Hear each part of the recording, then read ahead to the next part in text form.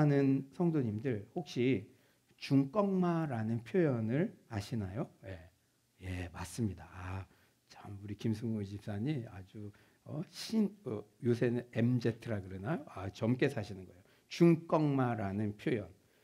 중요한 것은 꺾이지 않는 마음이라는 표현의 줄임말이죠. 2022년 카타르 월드컵에서 기적적인 16강 진출을 이루고 한국 대표팀을 향해 회자된 표현이었습니다. 무슨 일을 이룰 때 포기하지 않는 희망이 얼마나 중요한지를 나타내는 표현입니다.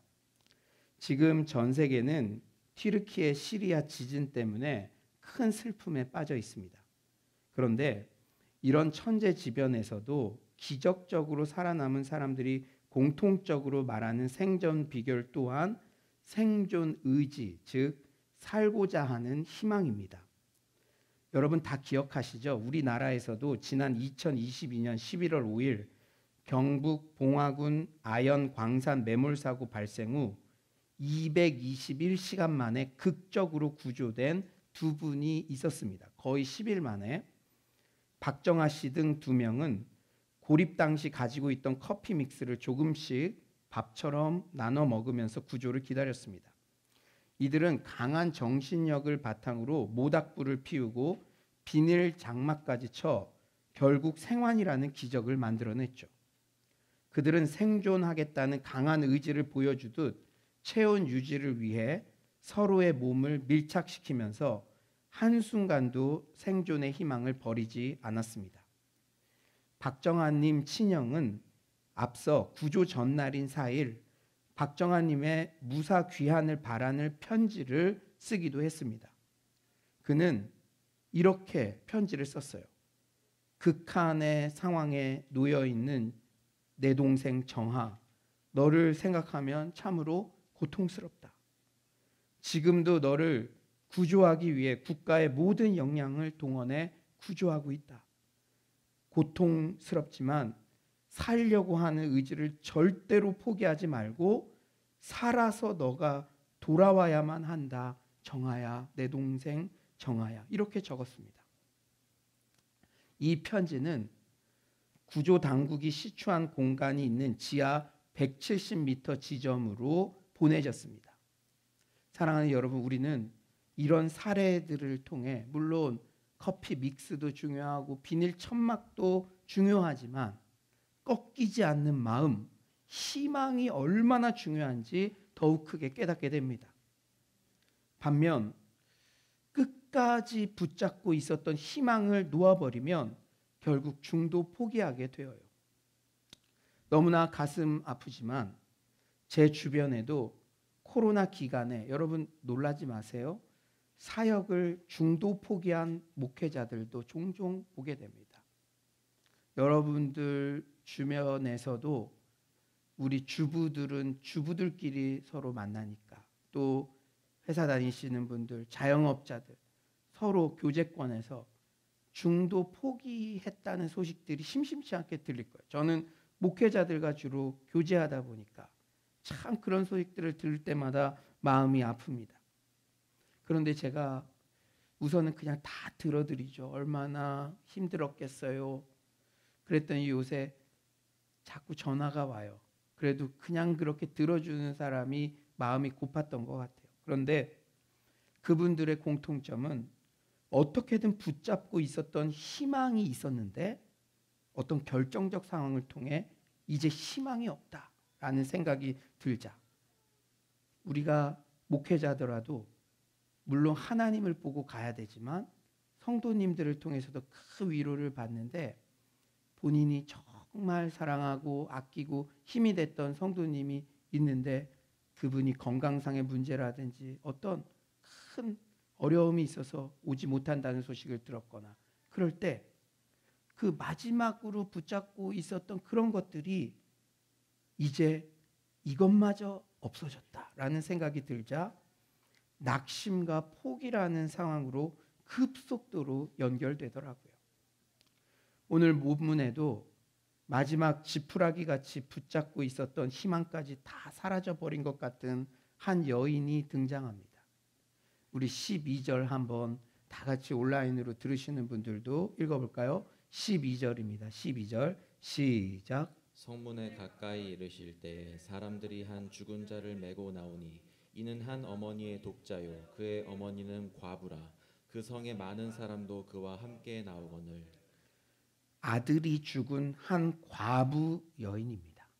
여러분, 과부라는 단어와 아들이 죽었다, 이것만 생각해도 이 여인이 얼마나 심각한 상태에 지금 노출되어 있는지. 고대 사회로부터 과부는 특별 도움이 필요한 사회적 약자였어요. 질병과 전쟁의 위험을 수없이 겪어야 했던 고대 사회에서는 자연히 과부들이 많이 생겨날 수밖에 없었습니다. 그럼에도 남성 중심의 사회 구조 아래서 홀로 남겨진 과부가 돈을 벌 만한 경제적인 기회는 좀처럼 주어지지 않았을 것이고, 특별한 경우 외에는 유업을 받을 권한도 주어지지 않았습니다. 따라서 과부들은 외부의 도움 없이 혼자 힘으로 생활을 꾸려가기란 불가능했을 거예요. 남성 중심적 문화가 지배했던 예수님 공생의 시대에도 과부에 대한 사회적 처우는 별반 다르지 않았고, 시대가 지났어도 과부는 역시 사회적 약자였습니다. 이 과부 여인에게 뭐가 마지막 희망이었을까요? 이 과부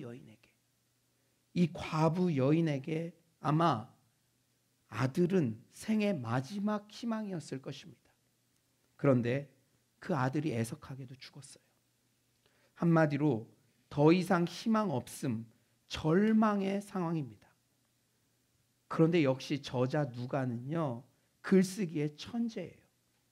오늘 본문의 이야기가 배치된 위치가 새로운 차원의 위로와 소망을 줍니다. 여러분, 성경을 읽을 때 이 사건 전에 이 사건이 있었고, 여러분 사복음서가 다 시간 순서대로 나온 게 아니라 저자의 의도에 따라서 재배치하기도 하고 하는데, 그게 우연이 아니라는 거예요. 오늘 본문에 집중적으로 들어가기에 앞서 이 본문 앞뒤에 나오는 내용, 이런 걸 통해서도 우리는 큰 은혜를 받게 된다는 거예요. 오늘 이야기는 여러분 어떻게 시작되나요? 11절에 보니까 그 후에. 그러면 뭐가 있다는 거죠? 그 전에 뭐가 있다는 거죠? 그렇다면 오늘 본문 이야기 그 전에는 어떤 이야기가 등장합니까? 여러분 성경을 보시면 너무나 잘 알고 있는 그 유명한 백부장의 종을 고치신 그런 이야기입니다. 누가복음 7장 2절에 이렇게 말씀하세요. 어떤 백부장의 사랑하는 종이 병들어 죽게 되었나니. 여러분, 이 본문은 너무나 유명하니까 여러분들이 다 내용을 알고 있을 거예요. 그리고 오늘 본문 나인성 과부의 아들을 살리신 이야기는 놀라지 마십시오. 누가복음에만 등장합니다. 제가 지난주에 설교 말씀드렸죠.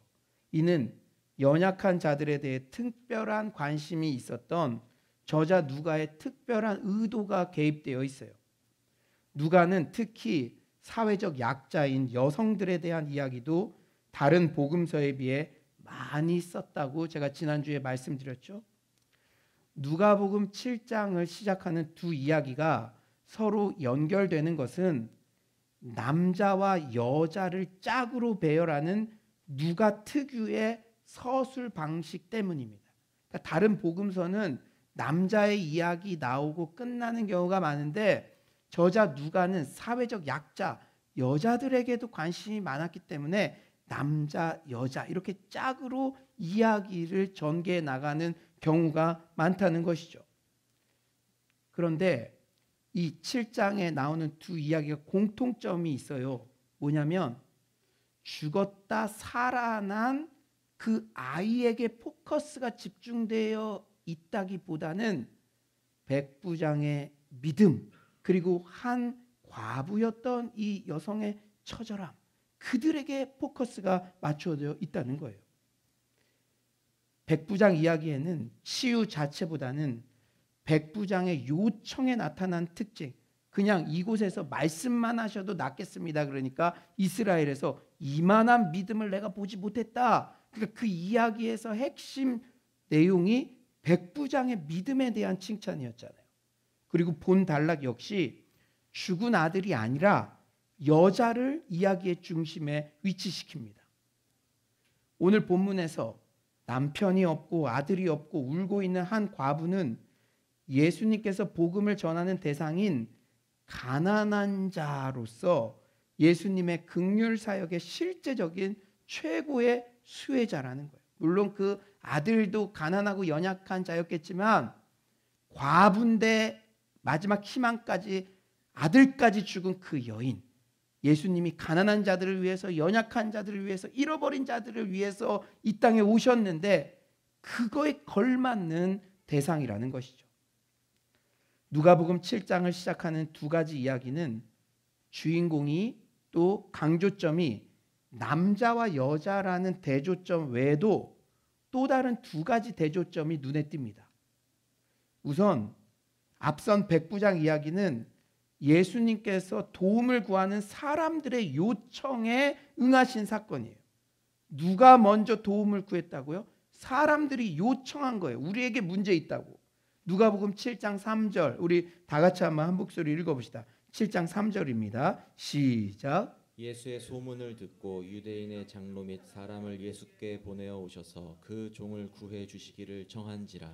하지만 오늘 본문 나인성 과부 이야기는 과부의 요청이 없었는데도 그저 예수님께서 긍휼히 여기셔서 기적을 행하셨어요.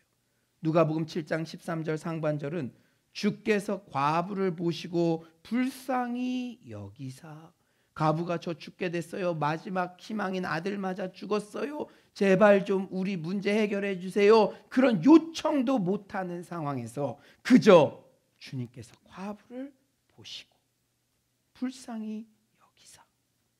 또한 백부장은 예수님의 권위를 전적으로 확신했죠. 예수님에 대한 믿음이 있었어요. 누가복음 7장 7절, 우리 다 같이 한번 읽어봅시다. 온라인으로 들으시는 분들도 소리 잘 들리시죠? 7장 7절 우리 다 같이 한번 읽어봅시다. 시작. 그러므로 내가 주께 나아가기도 감당하지 못할 줄을 알았나이다. 말씀만 하사 내 하인을 낫게 하소서. 대단한 믿음이죠. 하지만 나인성 과부는 그저 자신의 슬픔과 절망의 감정만을 드러냈을 뿐이에요. 예수님이면 내 아들이 죽었다가도 살 수 있습니다. 이런 확신, 이런 믿음을 표한 적이 없어요. 7장 13절을 보니 주께서 과부를 보시고 불쌍히 여기서 울지 말라 하시고 그냥 울고 있었던 거예요. 울고 있었던 거. 사랑하는 여러분, 이 대조점만 보아도 연약한 자에 대한 누가의 따뜻한 시선이 위로가 되지 않나요? 사랑하는 주님께서는 백부장과는 비교도 할 수 없을 정도로 비천하고 연약한 나인성의 한 과부에게도 동일한 생명의 기적을 베푸셨습니다. 마지막 희망인 아들까지 상실한 너무 큰 슬픔에 무엇을 구해야 할지도 모르는, 그리고 예수님의 권위에 대한 특별한 믿음을 표현하지도 못한 약하디 약한 나인성의 한 과부에게 그저 예수님께서 먼저 찾아가시고 예수님의 일방적 긍휼과 사랑과 호의로 죽은 아들을 살려주셨습니다. 낙심과 포기의 자리에 절대 소망을 선물해 주셨던 것이죠. 사랑하는 성도님들, 여러분들은 지금 백부장에게 가깝습니까? 나인성의 한 과부에게 가깝습니까? 우리 인생의 고난이 길어지면 주님께서 나를 버리신 것 같고 주님이 내 고난은 해결해 주실 능력이 없는 것 같고 그런 낭패감이 찾아올 때가 있습니다. 그럴 때 우리는 나인성 과부처럼 주님께 무엇을 구해야 할지도 모르겠고 기도할 힘까지도 다 소진된 그런 영적 사망의 음침한 골짜기를 지나는 시기도 분명 있습니다. 그런데 그때 우리가 꼭 명심해야 할 말씀이 있어요. 로마서 8장 25절에서 27절 말씀입니다. 우리 다 같이 믿음을 가지고 한 목소리 읽어봅시다. 로마서 8장 25에서 27절 시작. 만일 우리가 보지 못하는 것을 바라면 참음으로 기다릴지니라.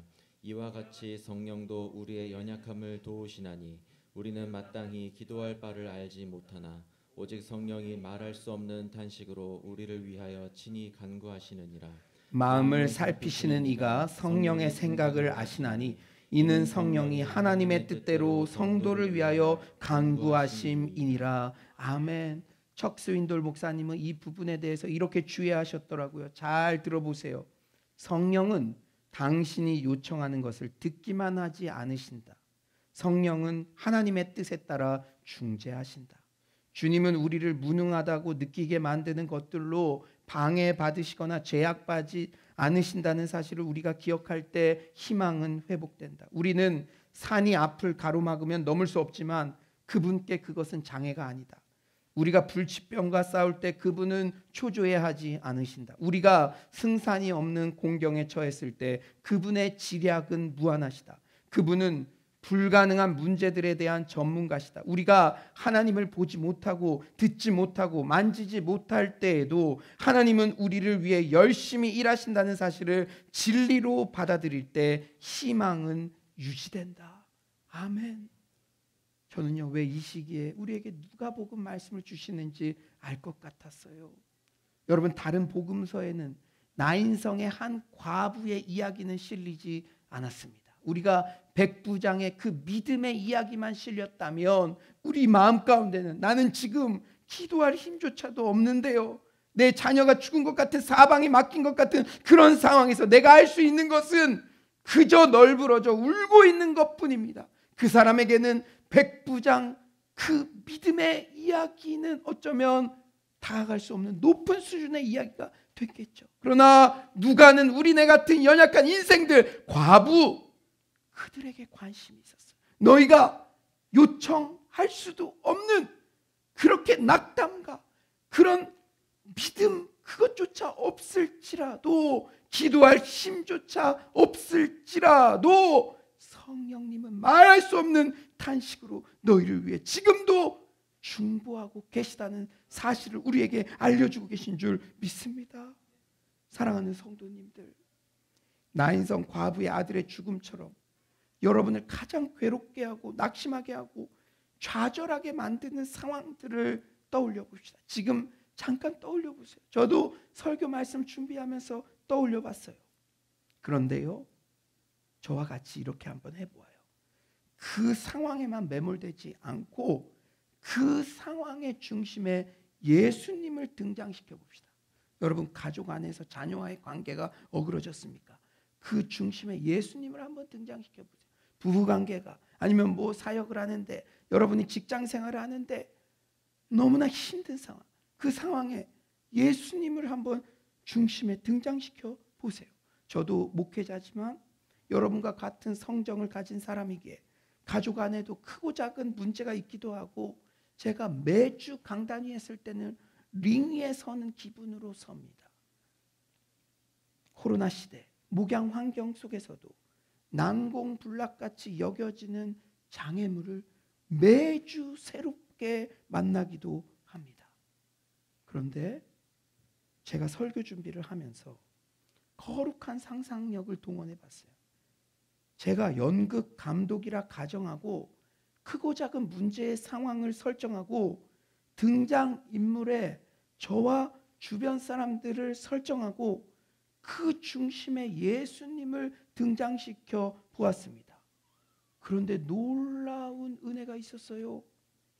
그런데 예수님을 등장시키는 상상만 해도 연극의 흐름이 바뀌더라고요. 등장인물들 사이에 대화의 공기 가운데 없던 희망이 싹트기 시작하더라고요. 저는 오늘 설교를 준비하면서 큰 깨달음을 얻었습니다. 사람들이 똑같은 고난을 당해도 똑같이 반응하지는 않는다는 것입니다. 나인성 과부의 아들의 죽음 같은 가족의 죽음을 연달아 경험한 저는 그 사실을 더욱 명확하게 알게 되었습니다. 낙심이냐 또 다른 희망이냐의 분수령은 그 상황 가운데 주님을 중심에 모시고 있느냐 아니냐에 달려 있습니다. 예수님께서 온 유가족의 중심에 계시는 장례식과 예수님이 중심에 안 계신 장례식의 분위기는 천지 차이예요. 주님을 중심에 모신다는 것은 그분의 말씀이 우리 안에 역사하신다는 것입니다. 어머니 장례를 치를 때 이틀 밤을 우리 부부가 빈소를 지켰습니다. 다른 분들은 좀 눈 좀 붙이고 오시라 하고 이틀 밤을 우리 부부 홀로 그 빈소를 지켰어요. 문상객을 맞는 분주한 시간이 지나고 이른 새벽 제 아내도 잠들고 어머니와 저만이 홀로 독대했던 그 시간이 저에게는 정말 소중한 시간이었습니다.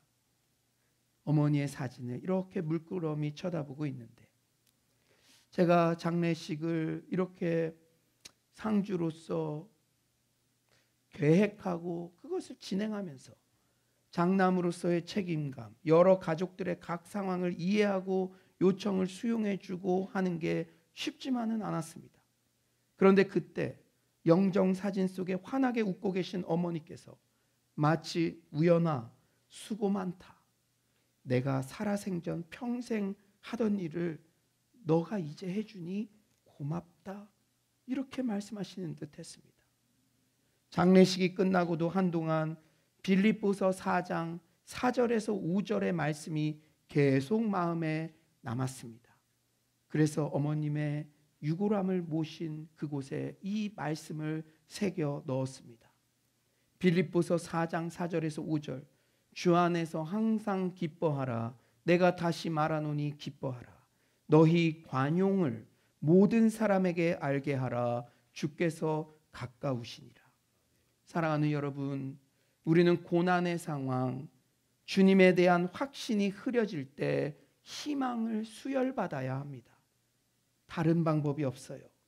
하나님께서는 말씀을 통해 우리의 희망을 지켜주십니다.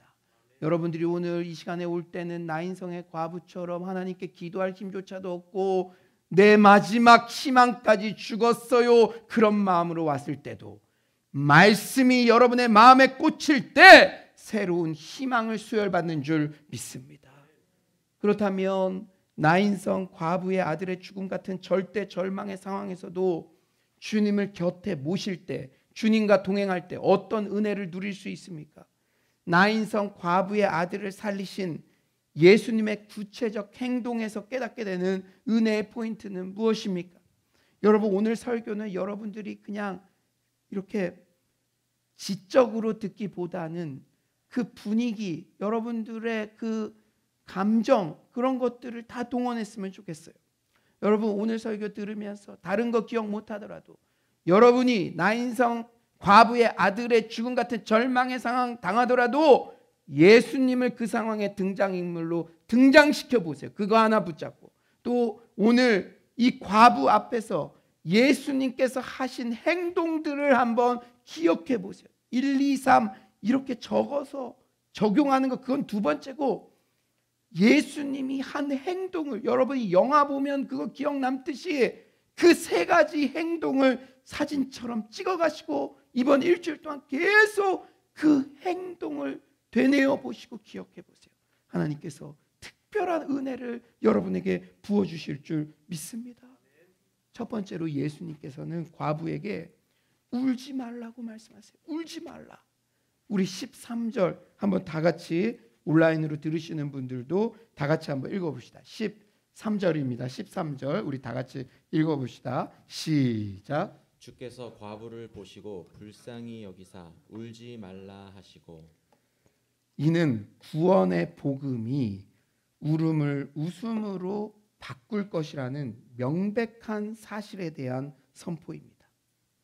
예수님께서는 아들의 죽음 앞에 하염없이 울고 있는 한 여인의 모습에서 자신의 십자가 죽음과 어머니 마리아의 슬픔을 생각하셨을 거예요. 한 아이가 죽어서 관이 이렇게 나가는 모습을 볼 때 자신의 죽음도 생각했겠죠. 우리 어머니 마리아도 저렇게 울고 계시겠구나. 하지만 예수님의 일생은 낙심과 울음과 슬픔으로 점철된 십자가 죽음만으로 끝나는 게 결코 아니었습니다. 죽어가는 백부장의 종의 아들을 살리신 것과 이미 죽어버린 나인성 과부의 아들을 살리신 사건은 예수님 부활의 명백한 예표입니다. 부활의 주님께서는 지금 우리네 인생의 어떤 절대 절망 같은 상황 앞에서도 결코 울지 말라고 우리를 위로해 주시고 슬픔이 끝이 아니라는 소망을 주고 계십니다. 슬픔 너머의 기쁨, 울음 너머의 웃음, 죽음 너머의 부활을 끊임없이 우리에게 말씀해 주고 계십니다. 아멘이십니까? 여러분 특히 가족들 죽어가고 있습니까? 병이 있습니까? 이미 저처럼 돌아가셨습니까? 그러나 예수님은 그 모든 슬픔을 아시는 분이셨어요. 나인성 과부의 그 아들이 죽어나갈 때도, 내가 십자가에 죽었을 때도 우리 어머니가 이렇게 울고 계시고, 여러분의 슬픔과 여러분의 낭만, 그 모든 것들을 다 알고 계십니다. 그러나 울지 말라 말씀하세요. 아멘이십니까? 죽음 너머의 부활을 지금도 말씀하고 계신 줄 믿습니다. 이런 부활 신앙을 소유한 바울은 홀로 로마의 지하 감옥에 갇혀 그 안을 떠다니는 오물 속에서 세상의 남은 날들을 헤아리던 상황 속에서도 다음의 찬송가로 젊은 동역자 디모데에게 용기를 북돋아 줬어요. 우리 디모데후서 2장 11에서 13절입니다. 이게 감옥 안에서 쓴 거예요. 디모데후서 2장 11에서 13절. 우리 다 같이 한 목소리로 읽어봅시다. 시작. 미쁘다 이 말이여, 우리가 주와 함께 죽었으면 또한 함께 살 것이요, 참으면 또한 함께 왕노릇할 것이요, 우리가 주를 부인하면 주도 우리를 부인하실 것이라. 우리는 미쁨이 없을지라도 주는 항상 미쁘시니 자기를 부인하실 수 없으시리라. 할렐루야, 할렐루야. 저도 이 말씀을 준비하기 전에 나인성 과부의 아들의 죽음 같은 그런 상황도 있었습니다. 그러나 그곳에 예수님을 등장시켜 보고 이 말씀을 묵상하는 가운데 할렐루야, 이런 고백을 드릴 수밖에 없었어요. 모든 것은 하나님의 손 안에 있습니다. 세상의 삶이, 내 주변의 삶이 고될지라도 결코 못 견딜 정도는 아닙니다. 하나님 걱정하지 마세요. 왜냐? 우리에게는, 나에게는 부활의 소망이 있기 때문인 줄 믿습니다. 두 번째로 예수님은 어떤 행동을 하셨습니까? 시체가 놓여있는 관에 손을 대세요. 14절 상반절에 이렇게 말씀하시죠. 가까이 가서 그 관에 손을 대시니, 이는 어떤 자신의 희생을 감수해서라도 제한과 차별 없이 어떤 죄인이라도 찾아오신 예수님의 긍휼을 드러내십니다. 관은 매장지까지 시체를 운반하는 데 쓰이는 상 또는 판자를 가리켜요. 예수님께서는 이스라엘에서 자신이 끊어지는 것을 무릅쓰고서라도 기꺼이 부정한 자와 접촉합니다. 여러분, 왜냐? 율법에는요, 시체를 만지면 안 됐습니다. 민수기 19장 13절이죠. 누구든지 죽은 사람의 시체를 만지고 자신을 정결하게 하지 아니하는 자는 여호와의 성막을 더럽힘이라. 그가 이스라엘에서 끊어질 것은 정결하게 하는 물을 그에게 뿌리지 아니하므로 깨끗하게 되지 못하고 그 부정함이 그대로 있음이니라. 그러나 예수님은 결코 부정해지시지 않고 오히려 죽은 자가 생명을 얻게 되는 기적을 베푸십니다. 예수님의 긍휼과 신성이 잘 드러나는 장면이죠. 예수님은 그 거룩한 하늘 보좌를 버리시고 낮고 천한 인간의 몸을 입고 이 땅에 오셨습니다. 여러분, 저는 가끔 그런 생각해요. 예수님, 나 같은 죄인과 동역하시는 게 참 쉽지 않으시겠습니다. 물과 기름이 섞여지 못하듯이 거룩 자체이신 예수님, 주님, 죄 덩어리였던 나, 그러나 다른 사람들은 시체다, 부정하다, 저 제할 살지 못하는 놈, 손가락질하고 멀리 돌아가고 피하려고 했을지라도 예수님은 우리 가운데 오셨어요.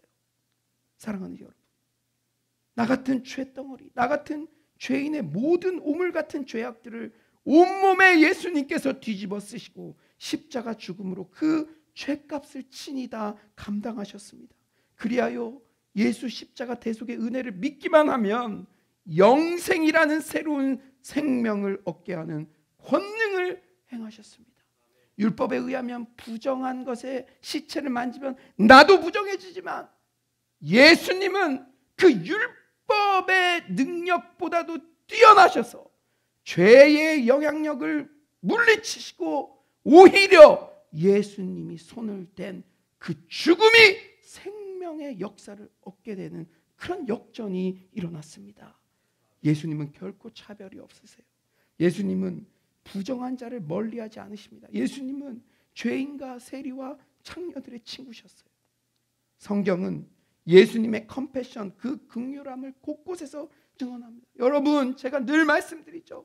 어젯밤까지 어떤 엉망진창, 어떤 절대 절망의 상황에 처했더라도 여러분이 이 예배에 나오시기만 하면 하나님께서 은혜의 말씀을 깨닫게 하시는 것은 전적인 하나님의 컴패션, 긍휼과 사랑의 열매인 줄 믿습니다. 성경이 곳곳에서 강조해요. 첫 번째로 예수님은 항상 연약한 자를 지지해 주시며 긍휼을 드러내셨죠. 마태복음 12장 20절 상한 갈대를 꺾지 아니하며 꺼져가는 심지를 끄지 아니하기를 심판하여 이길 때까지 하리니. 두 번째로 예수님은 길 잃은 죄인들을 찾고 용서하시는 데서 긍휼함을 드러내십니다.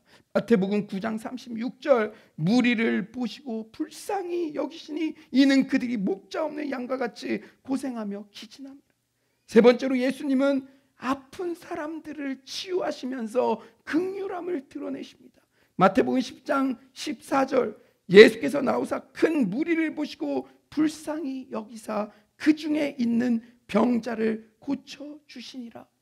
누가복음 5장 12에서 13절도 한번 살펴볼까요? 예수님은 부정했던 시체의 관을 만지셨던 것 같이 나병 환자, 부정한 나병 환자를 직접 터치해 주십니다.